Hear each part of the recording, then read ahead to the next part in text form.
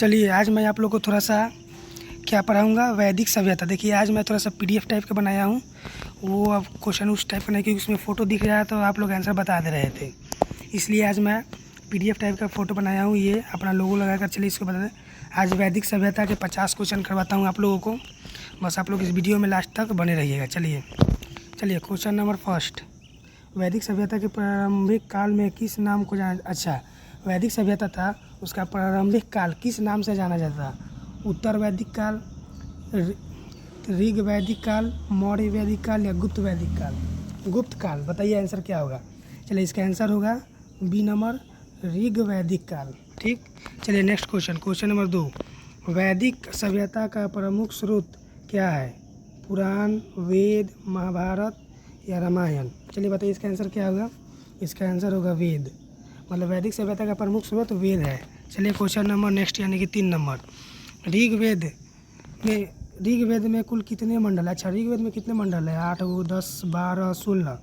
चलिए इसका आंसर होगा बी यानी कि 10। ऋग्वेद में टोटल 10 मंडल है।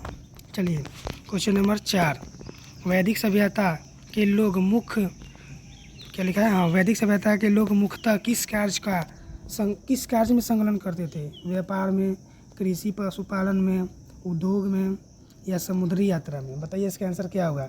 चलिए इसका आंसर होगा बी नंबर, कृषि पशुपालन। ये बात हम आपको बताए थे कल कि अगर ऑप्शन 4 उसमें कोई भी अगर 2 दिया है और सभी क्या कहते हैं, उसका आंसर ज़्यादातर वही होता है। देखिए वही आ गया ना बात।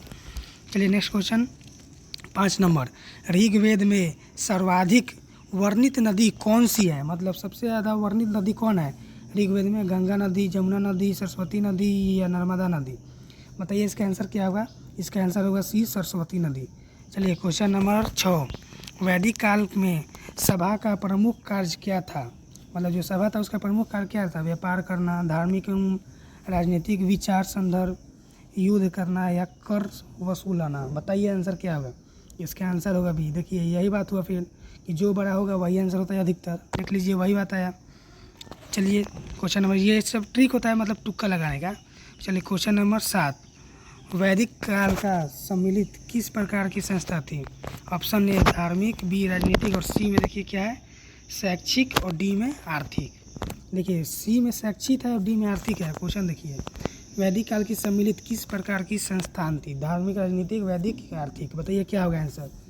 इसका आंसर चलिए इसी में है, उधर नहीं जाना है हम लोग को। इसका आंसर यही होगा राजनीतिक, 7 नंबर का बी राजनीतिक। चलिए क्वेश्चन नंबर 8, ऋग्वेद में किस देवता को सर्वाधिक उल्लेख है? मतलब कौन सा? विष्णु भगवान, इंद्र भगवान, शिव देवता या ब्रह्म भगवान? बताइए कौन होगा आंसर इसका।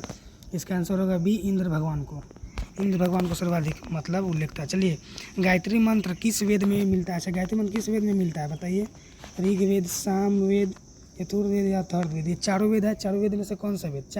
टोटल 4 ही वेद है, आप लोग याद रखिएगा। टोटल 4 वेद है। इस चारों वेद में से किस में मिलता है? चलिए इसका आंसर होगा ऋग्वेद। चलिए क्वेश्चन नंबर 10, वैदिक काल में गौ शब्द का प्रमुख अर्थ क्या है? देखिए गौ यानी कि आप लोग जानते होंगे जो हिंदू धर्म के हैं, गौ मतलब कि गौ माता, यानी कि इसका आंसर क्या होगा। ये नॉर्मल क्वेश्चन है, इसका आंसर होगा बी गाय, क्योंकि गाय को हम लोग गौ माता के नाम से जानते हैं। चलिए क्वेश्चन नंबर 11, उत्तर वैदिक काल में समाज का आधार क्या है? बताइए क्या है? जनजाति, वर्ण व्यवस्था, नगर या व्यापार? बताइए क्या होगा। इसका आंसर होगा वर्ण व्यवस्था। चलिए क्वेश्चन नंबर 12, वैदिक काल में शिक्षा का प्रमुख स्थान क्या था? मतलब वैदिक काल था, उसमें शिक्षा का प्रमुख स्थान क्या था? विद्यालय, गुरुकुल, विश्वविद्यालय या पुस्तकालय? बताइए इसका आंसर क्या होगा। इसका आंसर होगा गुरुकुल। देखिए गुरुकुल मतलब वैदिक काल का शिक्षा का प्रमुख स्थान था। चलिए क्या लिखा है? शिक्षा मतलब क्या? मतलब यहाँ पे देखिए शिक्षा मतलब क्या, आपको ज्ञान मिल जाएगा, उसी को शिक्षा बोलते हैं। यहाँ पे शिक्षा है ना, तो विद्यालय में मिलता है, गुरुकुल में मिलता है, विश्वविद्यालय में, पुस्तकालय में, सभी मिलता है। लेकिन उस समय में क्या था? तो गुरुकुल इसका आंसर होगा। चलिए क्वेश्चन नंबर 13 की तरफ चलते हैं। चारों वेदों में सबसे प्राचीन कौन सा है? मतलब टोटल 4 वेद है। ये अभी हम आप लोग को बताए थे कि टोटल 4 वेद है, ऋग्वेद, सामवेद, यजुर्वेद, अथर्ववेद, ये सब है। इसमें से चारों मतलब सबसे प्राचीन क्या है? ये तो बहुत लोग बता सकते हैं। इसका आंसर होगा ऋग्वेद, क्योंकि ऋग्वेद को ज़्यादा मान्यता मिला है, ये लोग आप लोग जानते होंगे। चलिए क्वेश्चन नंबर 14, सामवेद का मुख्य संबंध किससे है? चिकित्सा से, संगीत से, राजनीतिक से या कृषि से? बताइए इसका आंसर क्या होगा। चलिए इसका आंसर होगा संगीत। सामवेद में सबसे मुख्य संबंध जो है वो संगीत से था। चलिए क्वेश्चन नंबर 15 की तरफ चलते हैं। क्वेश्चन नंबर 15 क्या है? यजुर्वेद का मुख्य विषय क्या था? युद्ध, यज्ञ, संगीत या ज्योतिष? चलिए बताइए इसका आंसर क्या होगा। अभी इसका आंसर होगा यज्ञ, क्योंकि देखिए यजुर से यज्ञ संबंधित आ रहा है, इसलिए इसका आंसर ये होगा यज्ञ। चलिए क्वेश्चन नंबर 16, अथर्ववेद का संबंध मुख्यतः किससे है? चिकित्सा एवं तंत्र मंत्र, संगीत, युद्ध, व्यापार? बताइए इसका आंसर क्या होगा। इसका आंसर होगा ये, देखिए बोले थे उस समय वही बात आया कि 2 होगा, वही होगा चिकित्सा एवं तंत्र मंत्र सॉरी। चलिए क्वेश्चन नंबर 17 की तरफ चलते हैं। वैदिक काल का राजा क्या, वैदिक काल के राजा को क्या कहा जाता था? वैदिक काल में जो राजा रहता था उसको हम लोग किस नाम से जानते थे? उसे सम्राट बोलते थे, राजन, नरेश या महाराजा? किस नाम से हम लोग जानते थे वैदिक काल के समय में राजा को? चलिए इसका आंसर होगा राजन। उस समय हम लोग वैदिक काल में मतलब राजा को हम लोग राजन कह के पुकारते थे। चलिए क्वेश्चन नंबर 18 की तरफ चलते हैं। 1 मिनट। चलिए क्वेश्चन नंबर 18 आ गया कि वैदिक काल में सबसे छोटा सामाजिक इकाई कौन सी है? मतलब सबसे छोटा पूछ रहा है, याद रखिएगा। जन, कुल, ग्राम, राष्ट्र?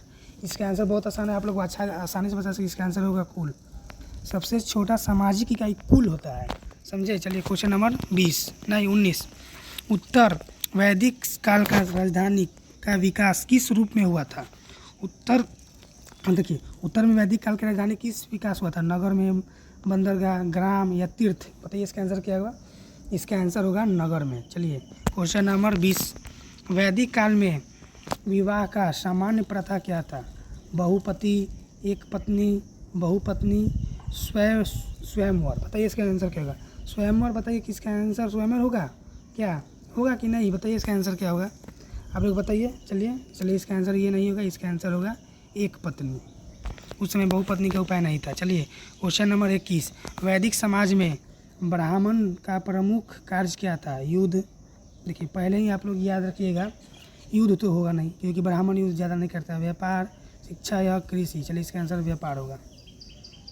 चलिए इसका आंसर व्यापार होगा, आप लोग याद रखिएगा। चलिए क्वेश्चन नंबर 22, देखिए क्वेश्चन 22 यहाँ पे पढ़ लीजिए, उसके बाद नीचे इसका आंसर है, ऑप्शन है मतलब। क्षत्रिय वर्ग का मुख्य कार्य क्या था? बताइए इसका आंसर। ऑप्शन देखिए, ऑप्शन देखते हैं। क्वेश्चन देख लिया ना, चलिए ऑप्शन देखिए। ऑप्शन ए व्यापार, शासन एवं रक्षा, कृषि या शिल्प? बताइए इसका आंसर क्या होगा। क्वेश्चन नंबर 22 था। चलिए इसका आंसर बताइए। देखिए यहाँ पे भी वही शासन और रक्षा होगा, 2 ऑप्शन दिया है। देखिए शासन और रक्षा, क्वेश्चन क्या है? क्षत्रिय वर्ग का मुख्य कार्य क्या था? शासन और रक्षा। क्वेश्चन नंबर 23, शैष्य वर्ग के किस कार्य से जुड़ा है? शैष्य वर्ग किस कार्य से जुड़ा है? यज्ञ से, शासन से, कृषि, पशुपालन और व्यापार से, सेवा से? चलिए इसका भी आप लोग ट्रिक से बता ही सकते हैं। हम बताए थे कि उसका आंसर जो लम्बा होता है वही होता है। चलिए क्वेश्चन नंबर अब चलते हैं नेक्स्ट 24, शूद्रों का मुख्य कार्य क्या माना जाता है? शासन, व्यापार, सेवा, शिक्षा? बताइए क्या होगा 24 का। चलिए इसका आंसर होगा सी, यानी कि सेवा। मतलब शूद्रों का मुख्य कार्य क्या माना जाता है? सेवा माना जाता है। क्वेश्चन नंबर 25, वैदिक काल में संपत्ति का प्रमुख मापदंड क्या था? बताइए, भूमि था, सोना था, गाय था या चांदी था? वैदिक काल में पूछा है, वैदिक काल में, याद रखिएगा। वैदिक काल में संपत्ति का मुख्य कार्य क्या होगा? बताइए। चलिए इसका आंसर बताइए आप लोग क्या होगा। इसका आंसर गाय होगी। उसमें गौ व माता को कुछ आया था ना, उसमें गौ माता को बहुत लोग मानते थे, वही गाय हो गई संपत्ति। चलिए क्वेश्चन नंबर 26, वैदिक काल में देखिए क्या लिखा है, विष शब्द का अर्थ क्या है? बताइए। राजा है, सामान्य जनता, पुरोहित या सैनिक? विष शब्द का अर्थ क्या होगा? बताइए आप लोग क्या होगा। इसका आंसर होगा सामान्य जनता को विष कहा जाता था। चलिए क्वेश्चन नंबर 27, मतलब क्वेश्चन नंबर 27 देखिए, वैदिक काल यानी कि वैदिक काल देखिए ज़्यादा वैदिक काल से आ रहा है क्योंकि चैप्टर का नाम वैदिक काल की प्रमुख धातु कौन सी है? लोहा, तांबा, कांस, चांदी? क्या होगा बताइए आप लोग। क्वेश्चन नंबर 27, चलिए बताइए। इसका आंसर होगा तांबा। उस समय क्या मतलब नहीं मिला था, ये थी क्या बोलते हैं, सिंधु सभ्यता में, तो लोहा का मतलब उस समय थी नहीं था लोहा का, ठीक, इसमें तांबा का। चलिए क्वेश्चन नंबर 28, उत्तर वैदिक काल में लोहे को किस नाम से जाना जाता है? अच्छा, क्रिस, आयरन, अयस, हिरण्य, श्यान धातु, सुरवन? बताइए इसका आंसर क्या होगा। इसका आंसर होगा कृष्ण अयस। चलिए क्वेश्चन नंबर 29, बताइए आप लोग क्या होगा। चलिए, वैदिक काल का कर को क्या कहा जाता है? बलि, शुल्क? चलिए 2 ऑप्शन तो उधर और है, लेकिन इसी में से हम इतना बता दें, इसी दोनों में से कोई एक होगा। बताइए आप लोग क्या होगा इसका आंसर, बताइए। क्वेश्चन एक बार और देख लीजिए। वैदिक काल में कर को क्या कहा जाता है? बताइए इसका आंसर क्या होगा। इसका आंसर होगा बलि। बलि बोलते थे कर को। चलिए क्वेश्चन नंबर, देखिए कर भाग नहीं, ये नहीं होगा। क्वेश्चन नंबर 30, ऋग्वेद, देखिए यहाँ पे क्या लिखा है, एक मिनट रुकिए गाइस थोड़ा सा। चलिए हो गया, आ गया। चलिए क्वेश्चन नंबर 30, ऋग्वेद का समान मुख्यतः किस प्रकार का था? बताइए क्या होगा। शहरी, ग्रामीण, आयुर्वेद नहीं, औद्योगिक या समुद्री? बताइए इसमें से क्या होगा। चलिए इसका आंसर होगा बी, ग्रामीण। ऋग्वेद में सामाजिक मतलब समाज मुख्य तरह से किस प्रकार का था? ग्रामीण था। वैदिक काल में जन का अर्थ क्या होता है? देखिए यहाँ पे लिखा है जन। वैदिक काल में पूछ रहा है, वैदिक काल में जन का अर्थ राज, जनजाति, नगर, ग्राम। बताइए क्या होगा इसका आंसर। इसका आंसर होगा जनजाति। चलिए क्वेश्चन नंबर 32, क्वेश्चन नंबर 32 आप लोग देखिए। वैदिक साहित्य का पूर्व का अर्थ, देखिए ज़्यादा वही पूछ रहा है अर्थ। किला, नदी, पर्वत या खेत? बताइए क्या होगा इसका। इसका आंसर होगा किला। किला को पूर्व के नाम से जाते थे। चलिए क्वेश्चन नंबर 33, उत्तर वैदिक काल में उत्तर वैदिक काल में कौन सा महाजनपद प्रमुख था? मगध, करु, चोल, पांड्य? बताइए इसका आंसर क्या होगा। चलिए इसका आंसर होगा करु। आप लोग याद रखिएगा, इसका आंसर होगा करु। चलिए क्वेश्चन नंबर 34 की तरफ चलते हैं। क्वेश्चन नंबर 34 है, वैदिक काल में अग्निदेव का संबंध किससे था? देखिए ज़्यादा वैदिक काल से पूछा जा रहा है तो अग्निदेव का मतलब बताना है। वर्षा, अग्नि या यज्ञ, जल, वायु? बताइए इसका आंसर क्या होगा। देखिए यहाँ पे क्या पूछा है, अग्निदेव। अग्नि से ही पता चल रहा है कि इसका आंसर आग से संबंधित होगा, इसलिए इसका आंसर होगा यज्ञ, अग्नि या यज्ञ। चलिए क्वेश्चन नंबर 35 की तरफ चलते हैं। क्वेश्चन नंबर 35 है, वरुण देव किसके देवता थे? वरुण देव मतलब किस चीज़ के देवता थे? युद्ध के, जल या नैतिक व्यवस्था के, धन के या कृषि के? बताइए इसका आंसर क्या होगा। इसका आंसर होगा जल एवं नैतिक व्यवस्था। उस समय हम आप लोग को बताए थे कि जो लंबा होता है ज़्यादा कर वही आंसर होता है, तो वैसे ही इसमें भी यही हुआ आंसर। चलिए क्वेश्चन नंबर 36 में लिखा है, सोम का संबंध किससे था? सोम पूछा गया है। देखिए इसका ऑप्शन ए पर्वत, बी में यज्ञ पे, सी में कृषि, डी में व्यापार। बताइए इसका आंसर क्या होगा। चलिए इसका आंसर होगा यज्ञ पे। सोम का संबंध होता है यज्ञ पे से। चलिए क्वेश्चन नंबर 37, चलिए क्वेश्चन नंबर 37 आप लोग बताइए। वैदिक काल का अश्व का प्रमुख उपयोग किससे होता था? खेती से। अश्व किसको बोलते हैं? घोड़ा को बोलते हैं अश्व, याद रखिएगा। अश्व घोड़ा को बोला जाता है। खेती से, युद्ध या रथ, व्यापार या शिकार? बताइए इसका आंसर क्या होगा। युद्ध या रथ। घोड़ा को मतलब ज़्यादा कर युद्ध और रथ में हम लोग ले जाया करते थे उस समय में। चलिए क्वेश्चन नंबर 38, वैदिक काल में स्त्रियों का किस क्षेत्र से अधिकार प्राप्त था? अच्छा, किस क्षेत्र में अधिकार प्राप्त था? बताइए क्या होगा। शिक्षा में, राजनीतिक में, सैन्य सेवा में, न्यायपालिका में? बताइए इसका आंसर क्या होगा। शिक्षा में। उस समय शिक्षा का मान्यता मिल चुका था स्त्रियों को, इसलिए याद रखिएगा। चलिए क्वेश्चन नंबर 39, उत्तर वैदिक काल में कौन सा आश्रम सबसे पहले माना जाता है? अच्छा देखिए कौन सा आश्रम सबसे पहले माना जाता है, क्वेश्चन ध्यान से पढ़िएगा। चलिए ऑप्शन देखिए, वानप्रस्थ, संन्यास, ब्रह्मचार्य या गृहस्थ? बताइए इसका आंसर क्या होगा। चलिए इसका आंसर होगा ऑप्शन नंबर सी, यानी कि ब्रह्मचार्य इसका आंसर होगा। चलिए क्वेश्चन नंबर 40, 39 नंबर ठीक से याद कर लीजिएगा।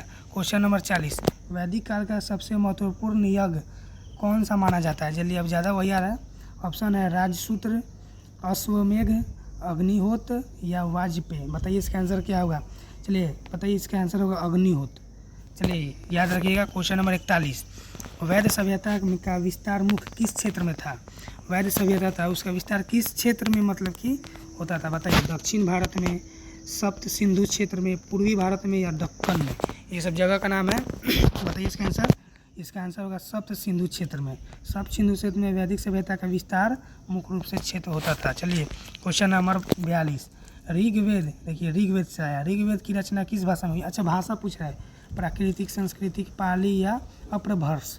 बताइए इसका आंसर क्या होगा। चलिए इसका आंसर होगा संस्कृत में। ज़्यादा कोई मतलब वेद संस्कृत में ही होता था। चलिए क्वेश्चन नंबर 43, वैदिक काल का पुरोहित, अच्छा पुरोहित को क्या कहा जाता है? पुरोहित मतलब आप लोग समझते होंगे। चलिए ऋतुराज, सेनापति, ग्रामीणी या विश्वपति? बताइए इसका आंसर क्या होगा 43 का। चलिए इसका आंसर होगा ऋत्विज ऋत्विज होगा। चलिए ये थोड़ा सा डिफिकल्ट नेम है। चलिए क्वेश्चन पढ़िए यहाँ पर ऑप्शन, क्योंकि चारों ऑप्शन नीचे में दिया हुआ है, नीचे में। चलिए ये पढ़िए क्वेश्चन आप लोग। वैदिक काल में ग्राम का प्रमुख कौन होता है? अच्छा, वैदिक काल था, उसमें ग्राम यानी कि गांव में प्रमुख कौन होता है? मेन मतलब मुखिया। चलिए विश्वपति, ग्रामीणी, पुरोहित या सेनानी, बताइए इसका आंसर क्या होगा। वैदिक काल में मतलब ग्रामीण का प्रमुख कौन होता था, यानी कि मुखिया कौन होता था?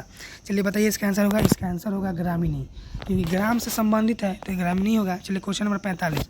उत्तर वैदिक काल में शिक्षा का मुख्य उद्देश्य क्या था? मतलब उत्तर वैदिक काल था, उसमें शिक्षा को ज़्यादा क्या कहा जाता था? रोजगार या ज्ञान क्या धर्म, व्यापार, युद्ध, बताइए क्या होगा।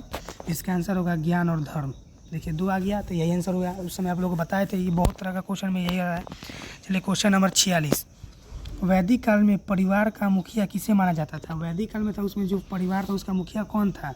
माता को, पिता को, गुरु को या पुरोहित को? बताइए इसका आंसर क्या होगा। देखिए गुरु तो होगा नहीं, क्योंकि गुरु तो स्कूल में पढ़ाता है। पुरोहित होगा नहीं, बचा माता और पिता। तो उसमें किसे माना जाता था?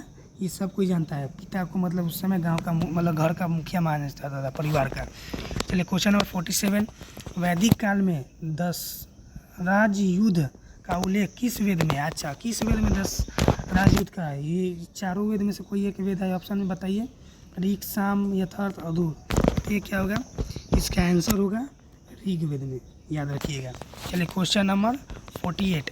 वैदिक काल में विदथ क्या लिखा है? विदथ का क्या है? मतलब युद्ध, समाज एवं धार्मिक रक्षा, सभा, कर या नगर, बताइए इसका आंसर क्या होगा। देखिए फिर यही बात है कि 2 है, ज़्यादा है, तो वही आंसर होगा सामाजिक और धार्मिक रक्षा, इसका आंसर होगा।